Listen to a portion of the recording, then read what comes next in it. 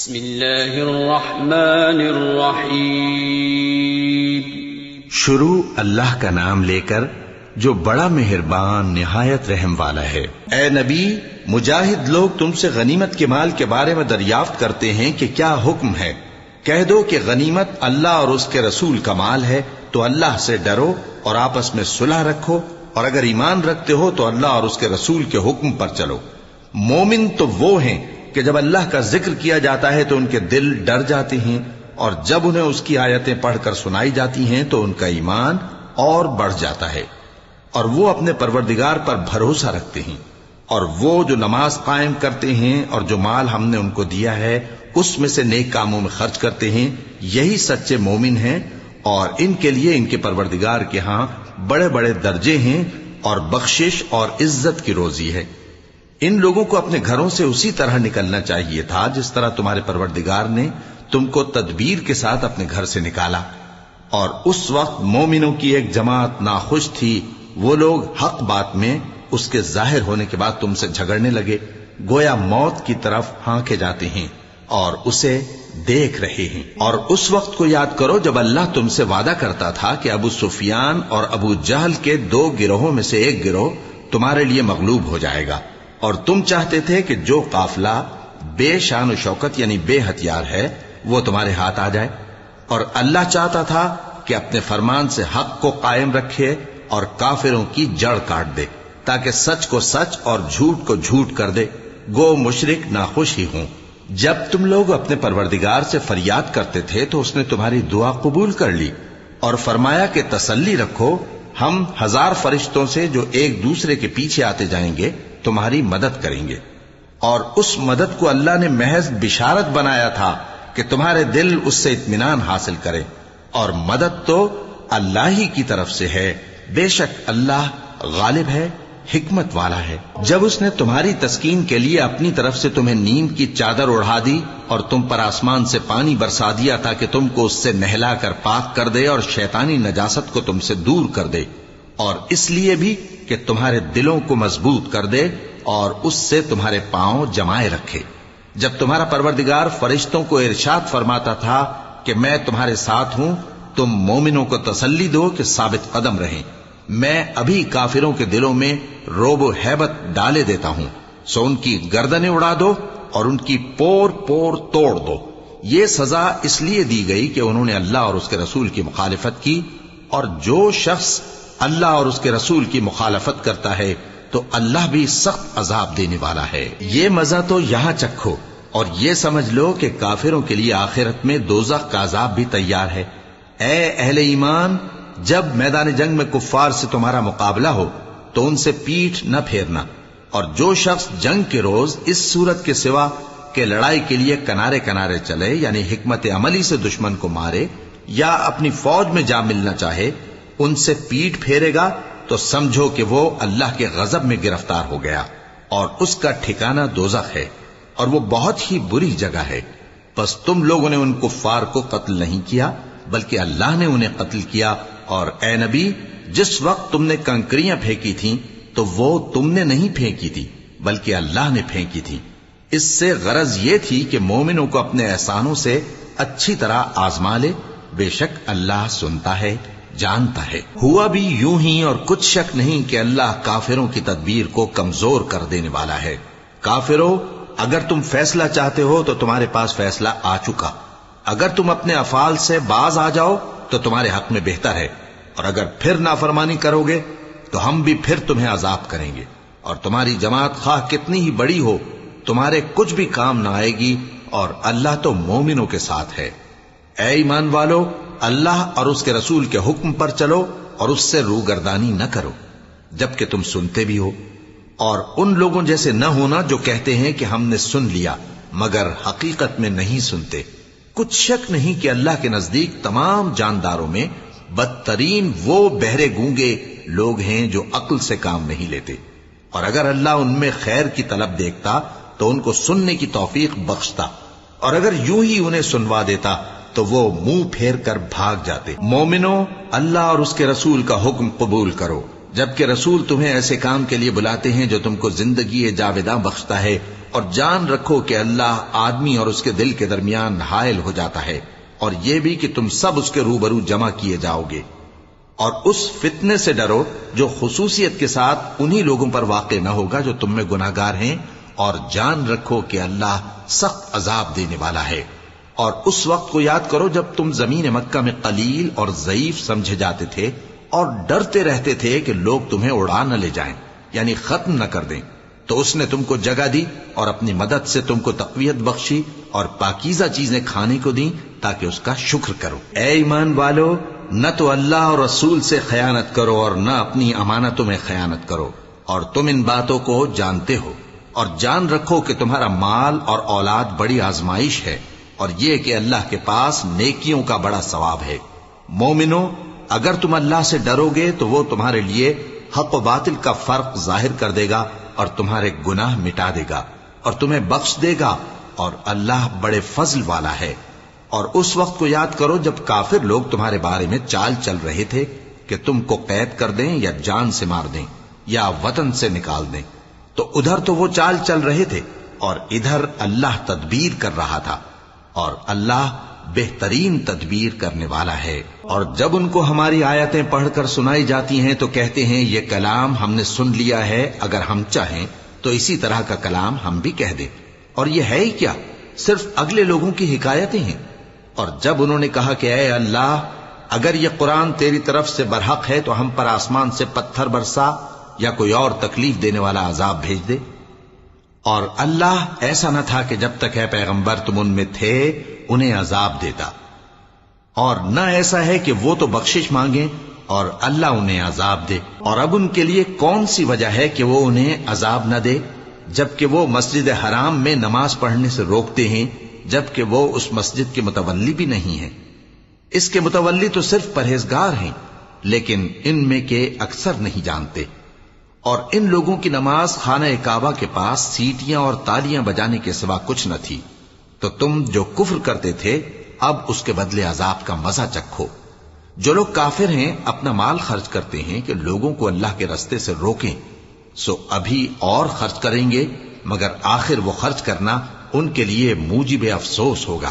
اور وہ مغلوب ہو جائیں گے، اور کافر لوگ دوزخ کی طرف ہانکے جائیں گے تاکہ اللہ پاک سے ناپاک کو الگ کر دے اور ناپاک کو ایک دوسرے پر رکھ کر ایک ڈھیر بنا دے، پھر اس کو دوزخ میں ڈال دے۔ یہی لوگ خسارہ پانے والے ہیں۔ اے پیغمبر، کفار سے کہہ دو کہ اگر وہ اپنے افعال سے باز آ جائیں تو جو ہو چکا وہ انہیں معاف کر دیا جائے گا، اور اگر پھر وہی حرکات کرنے لگیں گے تو اگلے لوگوں کا جو طریقہ جاری ہو چکا ہے وہی ان کے حق میں بھی برتا جائے گا۔ اور ان لوگوں سے لڑتے رہو یہاں تک کہ فتنہ یعنی کفر کا فساد باقی نہ رہے اور دین سب اللہ ہی کا ہو جائے، اور اگر وہ باز آ جائیں تو اللہ ان کے کاموں کو دیکھ رہا ہے، اور اگر روگردانی کریں تو جان رکھو کہ اللہ تمہارا حمایتی ہے، اور وہ خوب حمایتی اور خوب مددگار ہے۔ اور جان رکھو کہ جو مال غنیمت تم کفار سے حاصل کرو اس میں سے 5واں حصہ اللہ کا اور اس کے رسول کا اور اہل قرابت اور یتیموں کا اور محتاجوں کا اور مسافروں کا ہے۔ اگر تم اللہ پر اور اس نصرت پر ایمان رکھتے ہو جو حق و باطل میں فرق کرنے کے دن یعنی جنگ بدر میں جس دن دونوں فوجوں میں مٹ بھیڑ ہو گئی تھی، ہم نے اپنے محبوب بندے محمد صلی اللہ علیہ وآلہ وسلم پر نازل فرمائی، اور اللہ ہر چیز پر قادر ہے۔ جس وقت تم مدینے سے قریب کے ناکے پر تھے اور کافر دور کے ناکے پر، اور قافلہ تم سے نیچے اتر گیا تھا، اور اگر تم جنگ کے لیے آپس میں قرارداد کر لیتے تو وقت معین پر جمع ہونے میں تقدیم و تاخیر ہو جاتی، لیکن اللہ کو منظور تھا کہ جو کام ہو کر رہنے والا تھا اسے کر ہی ڈالے، تاکہ جو مرے بصیرت پر یعنی یقین جان کر مرے، اور جو جیتا رہے وہ بھی بصیرت پر یعنی حق پہچان کر جیتا رہے۔ اور کچھ شک نہیں کہ اللہ سنتا ہے، جانتا ہے۔ اس وقت اللہ نے تمہیں خواب میں کافروں کو تھوڑی تعداد میں دکھایا تھا، اور اگر بہت کر کے دکھاتا تو تم لوگ جی چھوڑ دیتے اور جو کام درپیش تھا اس میں جھگڑنے لگتے، لیکن اللہ نے تمہیں اس سے بچا لیا، بے شک وہ سینوں کی باتوں تک سے واقف ہے۔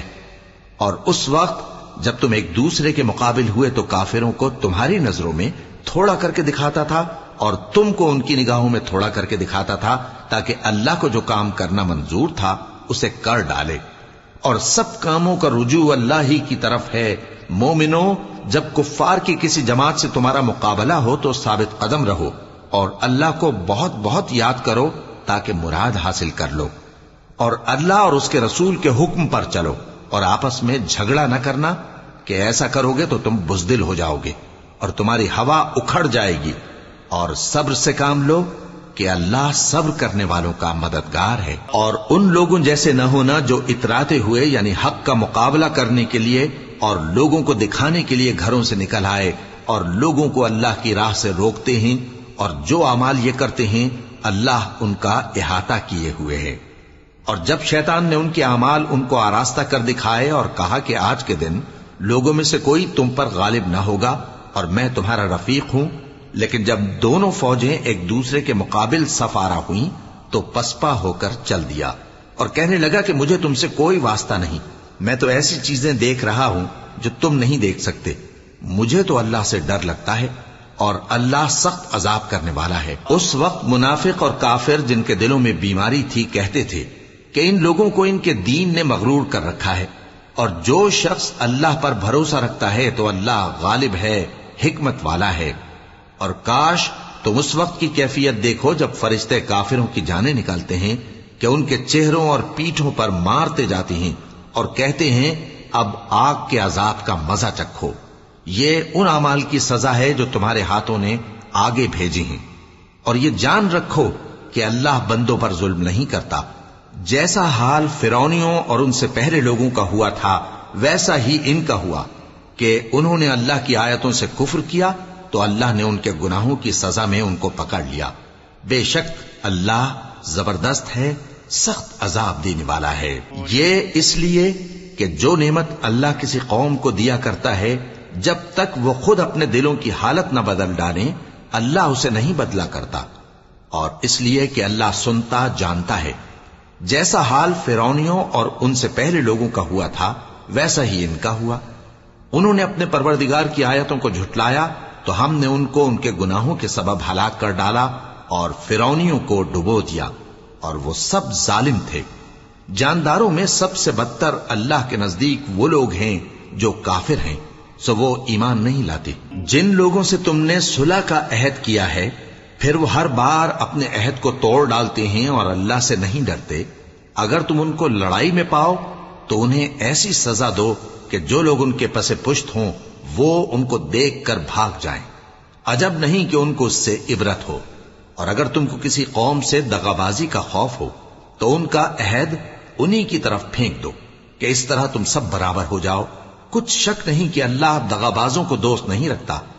اور کافر یہ خیال ہرگز نہ کریں کہ وہ آگے نکل گئے ہیں، وہ ہمیں عاجز نہیں کر سکتے۔ اور جہاں تک ہو سکے فوج کی جمعیت کے زور سے اور گھوڑوں کے تیار رکھنے سے ان کے مقابلے کے لیے مستعد رہو کہ اس سے اللہ کے دشمنوں اور تمہارے دشمنوں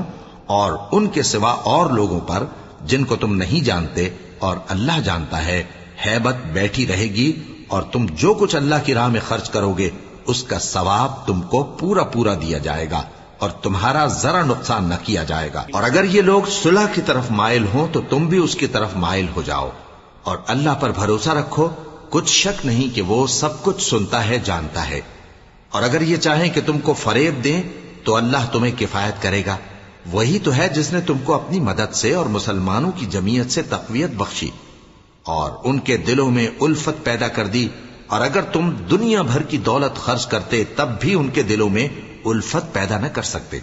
مگر اللہ ہی نے ان میں الفت ڈال دی، بے شک وہ زبردست ہے، حکمت والا ہے۔ اے نبی، اللہ تم کو اور مومنوں کو جو تمہارے پیرو ہیں کافی ہے۔ اے نبی، مسلمانوں کو جہاد کی ترغیب دو۔ اگر تم میں 20 آدمی ثابت قدم رہنے والے ہوں گے تو 200 کافروں پر غالب رہیں گے، اور اگر 100 ایسے ہوں گے تو 1000 پر غالب رہیں گے، اس لیے کہ کافر ایسے لوگ ہیں کہ کچھ بھی سمجھ نہیں رکھتے۔ اب اللہ نے تم پر سے بوجھ ہلکا کر دیا اور معلوم کر لیا کہ ابھی تم میں کسی قدر کمزوری ہے، پس اگر تم میں 100 ثابت قدم رہنے والے ہوں گے تو وہ 200 پر غالب رہیں گے، اور اگر 1000 ہوں گے تو اللہ کے حکم سے 2000 پر غالب رہیں گے، اور اللہ ثابت قدم رہنے والوں کا مددگار ہے۔ پیغمبر کو شایع نہیں کہ اس کے قبضے میں قیدی رہیں جب تک کافروں کو قتل کر کے زمین میں کثرت سے خون نہ بہا دے۔ تم لوگ دنیا کے مال کے طالب ہو اور اللہ آخرت کی بھلائی چاہتا ہے، اور اللہ غالب ہے، حکمت والا ہے۔ اگر اللہ کا حکم پہلے نہ ہو چکا ہوتا تو جو فدیہ تم نے لیا ہے اس کے بدلے تم پر بڑا عذاب نازل ہوتا۔ اب جو مال غنیمت تمہیں ملا ہے اسے کھاؤ کہ وہ تمہارے لیے حلال طیب ہے، اور اللہ سے ڈرتے رہو، بے شک اللہ بخشنے والا ہے، مہربان ہے۔ اے پیغمبر، جو قیدی تمہارے قبضے میں یعنی گرفتار ہیں ان سے کہہ دو کہ اگر اللہ تمہارے دلوں میں نیکی معلوم کرے گا تو جو مال تم سے چھن گیا ہے اس سے بہتر تمہیں عنایت فرمائے گا، اور تمہارے گناہ بھی معاف کر دے گا، اور اللہ بخشنے والا ہے، مہربان ہے۔ اور اگر یہ لوگ تم سے دغا کرنا چاہیں گے تو یہ پہلے ہی اللہ سے دغا کر چکے ہیں، تو اس نے ان کو تمہارے قبضے میں کر دیا، اور اللہ دانا ہے، حکمت والا ہے۔ جو لوگ ایمان لائے اور جنہوں نے ہجرت کی اور اللہ کی راہ میں اپنے مال اور جان سے لڑے، وہ اور جنہوں نے ہجرت کرنے والوں کو جگہ دی اور ان کی مدد کی، وہ آپس میں ایک دوسرے کے رفیق ہیں۔ اور جو لوگ ایمان تو لے آئے لیکن ہجرت نہیں کی، تو جب تک وہ ہجرت نہ کریں تم کو ان کی رفاقت سے کچھ سروکار نہیں، اور اگر وہ تم سے دین کے معاملات میں مدد طلب کریں تو تم کو مدد کرنی لازم ہے، مگر ان لوگوں کے مقابلے میں کہ تم میں اور ان میں صلح کا عہد ہو مدد نہیں کرنی چاہیے، اور اللہ تمہارے سب کاموں کو دیکھ رہا ہے۔ اور جو لوگ کافر ہیں وہ بھی ایک دوسرے کے رفیق ہیں۔ تو مومنو،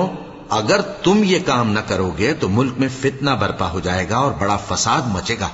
اور جو لوگ ایمان لائے اور وطن سے ہجرت کر گئے اور اللہ کی راہ میں جہاد کرتے رہے، اور جنہوں نے ہجرت کرنے والوں کو جگہ دی اور ان کی مدد کی، یہی لوگ سچے مسلمان ہیں۔ ان کے لیے اللہ کے ہاں بخشش اور عزت کی روزی ہے۔ اور جو لوگ بعد میں ایمان لائے اور وطن سے ہجرت کر گئے اور تمہارے ساتھ ہو کر جہاد کرتے رہے، وہ بھی تمہیں میں سے ہیں۔